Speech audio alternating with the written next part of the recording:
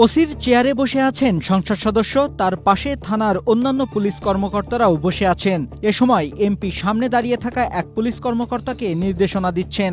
এমন একটি ভিডিও সোমবার সামাজিক যোগাযোগ মাধ্যমে ছড়িয়ে পড়লে তা ভাইরাল হয়। এরপরই বিষয়টি নিয়ে পক্ষে বিপক্ষে আলোচনা সমালোচনার ঝড় ওঠে।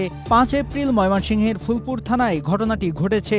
জানা গেছে, ফুলপুর থানার ওসি প্যারেডে অংশ নিতে সকাল 7টায় ময়মনসিংহ পুলিশ লাইনে যান, আর সকাল 10টার দিকে হঠাৎ থানায় উপস্থিত হন ময়মনসিংহ 2 আসনের এমপি মুফতি মোহাম্মদুল্লাহ। থানায় ওসির চেয়ারের পাশে অন্য চেয়ার খালি থাকা সত্ত্বেও তিনি ওসির চেয়ারে বসেন এবং উপস্থিত কর্মকর্তাদের সঙ্গে কিছুক্ষণ মতবিনিময় করে চলে যান। বিষয়টি নিশ্চিত করেছেন ফুলপুর থানার ওসি মোহাম্মদ রাশেদুল হাসান রাশেদ।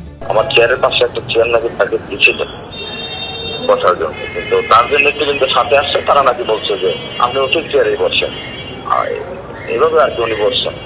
থানায় আসছিল, এমনি আসছিল, থানায় নির্বাচনের পরে আসে নাই, হয়তো আমার সাথে দেখা করতে আসছে, কিন্তু দেখতে যে আমি নাই। কিন্তু তার উচিত ছিল আমাকে হয়তো জানানো, তার পক্ষের থেকে কেউ আমাকে বলতো, আমাকে ফোন করে বললেই তো বুঝতে পারতো যে আমি নাই। এমনি শুনছি হাসপাতালে আসছিল, হাসপাতাল থেকে আমার নাকি থানায় আসছিল, আমার চেয়ারে বসতে পারেন না উনি। এ বিষয়ে জানতে ময়মনসিংহ 2 আসনের এমপি মুফতি মোহাম্মদুল্লাহর মুঠোফোন নম্বরে একাধিকবার কল করা হলেও তা বন্ধ পাওয়া যায়।